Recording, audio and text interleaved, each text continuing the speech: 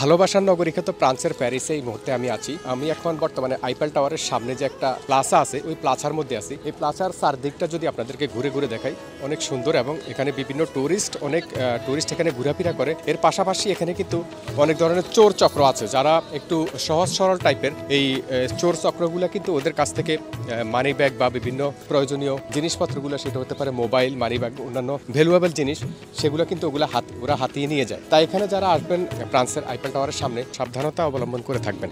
আমার পিছনে দেখতে পাচ্ছেন এখানে অগণিত তালা। এই তালার অনেক কাহিনী আছে। এরা বিশ্বাস করে যে যারা প্রেমিক যুগল বা যারা নবদম্পতি বা নববিবাহিত দুজনের নাম তালাতে লিখে এখানে তালাটা মেরে চাবিটা, ওই যে সামনে একটা নদী আছে, নদীর মধ্যে চাবিটা ফেলে দেয়। তার মানে ওরা মনে করে যে এই যে তালাটা মেরে লক করে দিয়েছে তারাই একে অপরের সঙ্গে ভালোবাসায় বন্ধনে আবদ্ধ হয়ে গেছে তালার মাধ্যমে। আর এই পাশে যদি দেখাই, ওই যে দূরে দেখতে পাচ্ছেন এটাই হচ্ছে আইফেল টাওয়ার। আমি এই মুহূর্তে আইফেল টাওয়ারের সামনে আছি। আমি এই মুহূর্তে আইফেল টাওয়ারের সামনের যে রাস্তাটা আছে, রাস্তা ধরে হেঁটে যাচ্ছি। We've come to that moment where our hearts need a conversation. We need to talk about where we go from here. 'Cause I can feel myself, I'm falling, are you falling with me? And if you are, এই যে আমাদের দেশের মতো autorickshaw বা CNG যেটাই বলেন, এখানে প্যারিসের আইফেল টাওয়ারের সামনে একটা অটোরিকশা আছে, এখানে সিএনজি, খুব সুন্দর দেখতে পাচ্ছেন।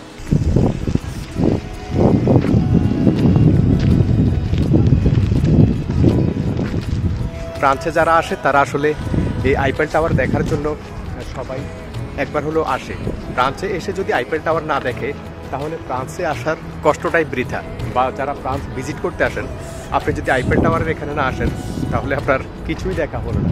কিন্তু সেই আইফেল টাওয়ারের সামনের যে অবস্থা আপনারা দেখতে পাচ্ছেন, এই জায়গাটা বিশেষ করে ইউরোপের মতো জায়গায় বা আইফেল টাওয়ারের মতো একটা জায়গার সামনে মাটিটা, এখানে মাটি, এখানে কোনো পার্কিং টাইলস বা এই ধরনের কোনো ব্যবস্থা করা হয়নি, মাটির মতো করা, আর কাছে ঘাস লাগিয়েছে। সেই জিনিসটা আমার কাছে ভালো লাগে।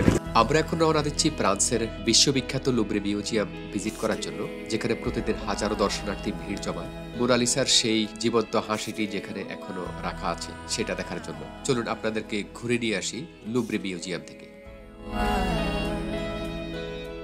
আমি এই মুহূর্তে আছি প্যারিসের লুভরে মিউজিয়ামে।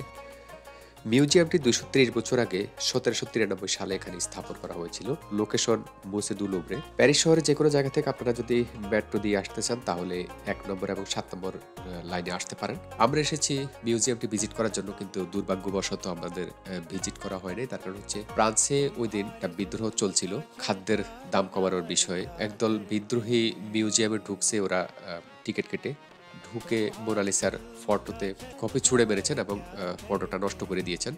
এই কারণে আসলে মিউজিয়ামটি বন্ধ করে দেওয়া হয় এবং আমরা আর ঢুকতে পারিনি।